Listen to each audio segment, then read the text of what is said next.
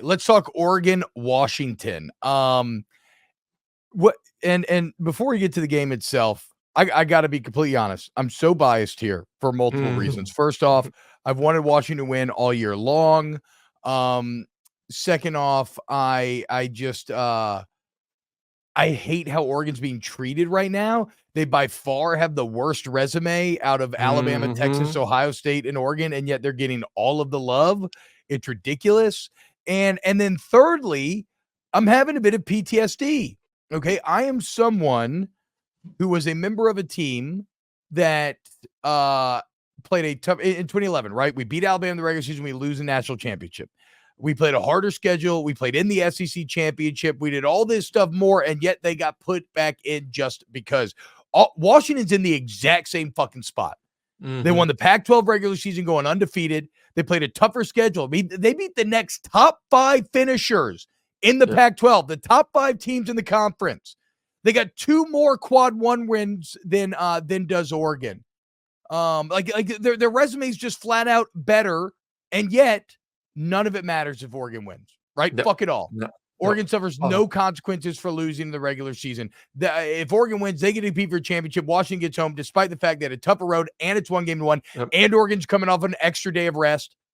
Playing on Friday last week to Friday this week. Washington playing Saturday. I mean, it just pisses me off. And I know everyone will just say tough shit, and I get it.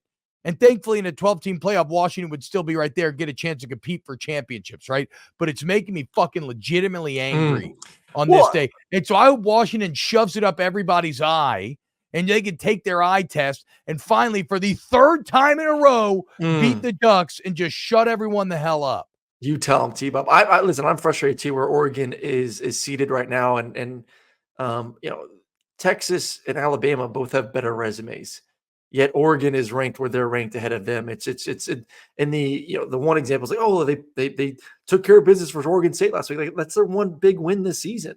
They should not be ranked where they are. Obviously, if they beat Washington, then you can maybe have the conversation. But still, that's a whole thing about the rankings. We talked about that last night. But yeah, they're getting a lot of love for the eye test. Straight up, that's it. That is the only reason why. And they played a close game and a close loss to Washington. How about this? If anybody's like, well, okay, explain it then. Okay. As football moves to a more tournament setting, it's going to start to sound more like basketball when we get into the 12-team playoff. We talk about quad 1, stuff like that, right? So if you look at top 35 wins, you want to call it a quad 1 win. Alabama, and remember, the context of this is Oregon is ranked ahead of all these teams. Yep. Alabama has 5. Texas has 5. Ohio State and Oregon have 3. Wins versus bowl eligible teams. Alabama has 7. Texas has 7. Ohio State has 6. Oregon has 5. Wins against Power 5 teams with winning records. Alabama has 5. Texas has 4. Ohio State has 4.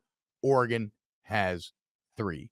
Miss me with that bullshit. Yep. That's also why Texas should go over Alabama if it comes down to them both being 1-loss conference champions. I agree. Because their resumes are equivalent and they won the head-to-head. And so I don't give a shit who you think is better.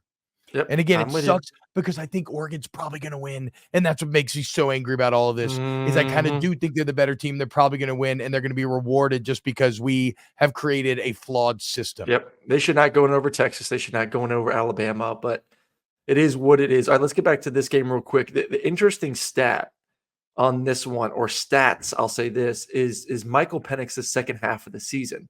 And just go look at the game log, and I'm going to do it real quick. So we'll do the first, the entire season. We'll start with Boise, 72% completion, then 73, then 77, then 76, then 75. So, I mean, he's a plus 70% completion through those first 6 games, 5 games of the season. Then all of a sudden you face Oregon, 59%. You get it, good defense. But then since that Oregon game, he's been 64, 56, 73 versus USC, who's terrible, 57 versus Utah, 46 versus Oregon State, rainy game, and then 54 versus Washington State.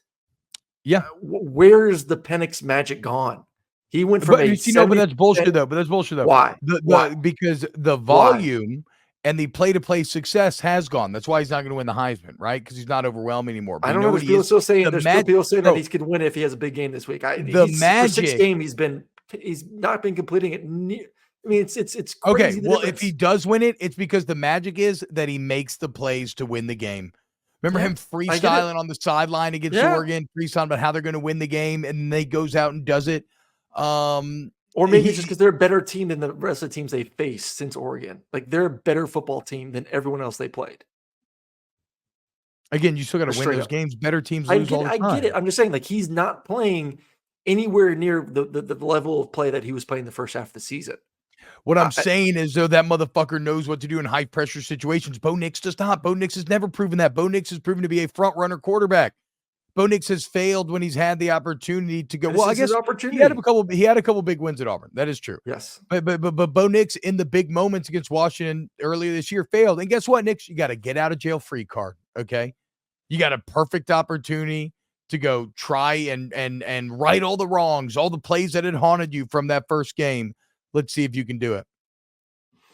Big moment for him. You win. I mean, that's how I craft the argument, because Oregon is better, whatever, right? Yes. Like just from a talent standpoint, et cetera. But Kalen DeBoer is far more experienced than Mhm. Dan Lanning, just overall, and especially when it comes to winning big games and championships on a lower level, but you're still beating your peers. And Michael Penix Jr. is far more proven in the dangerous moments, the big nuts Yeah. moments, and Well, and and so Oregon needs to get off to a big start. that's how I craft Washington to win. Or Washington came out with the early blows the first time, and Oregon kind of settled in, dealing with the crowd noise. Like, now you're not having to go on the road. This is a neutral site game in Vegas, 50-50 crowd split. I don't know what it's going to be, but still, like, you're not fighting the elements. You get to show up and play ball. So for Oregon, the key is, to me, I think, can you just get off to that early? Can you create that lead? Vegas has this like a 9.5-point spread. Can you get to that early lead where you don't have to put Bo Nix in the situation to have to be Superman, which I think he can. Like, I think he's played enough football games and he's shown me enough where, I feel pretty good with him. But, I would still say, like, yeah, Washington's a team that is a little bit better suited to come back. They have the elite quarterback. Yeah. They have the elite receivers. They have guys that Well, can they're win more one-on-one explosive. matchups. You got to They're be more explosive explosive. to come back. They're more Yeah. explosive. Like, Oregon isn't that offense. They can be, but they would rather not be like that. So can Oregon methodically move the ball down the field, get some early stops, and take that early lead? If they can hold on, if they can get that early lead in the first half, I feel confident with that defense and the way they can run the football that they would kind of hold that through the second half. So, I mean, I'm choosing Washington. Just for Fuck it. principle alone. Just because Yeah, you've had them all year. ride or Okay. die. Mm. Go Huskies.